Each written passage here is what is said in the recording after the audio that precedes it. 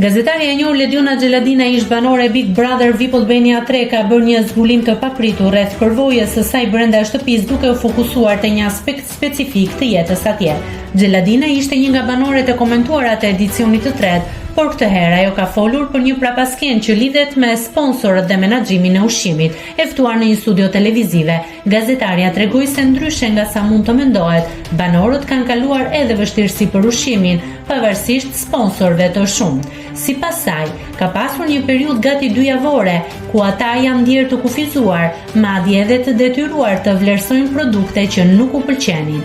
Ajo u shpreh: "Aty ka shumë sponsora, mund të hash çfarë të duash, por jo sa duhet. Ne kemi patur një periudhë shumë të vështirë, gati 2 javë, nuk ishim çfarë të hanim. Jo çfarë të hanim se s'kishte, por ishte vetëm një lloj gjëje, dhe nëse nuk të pëlqente diçka, duhet të thoshe, o sa e mirë." Kjo deklaratë e Ledionës hedh dritë mbi një aspekt më pak të dukshëm të formatit, duke treguar presionin që banorët mund të ndjejnë jo vetëm nga loja, por edhe nga detyrimet ndaj sponsorëve të programit.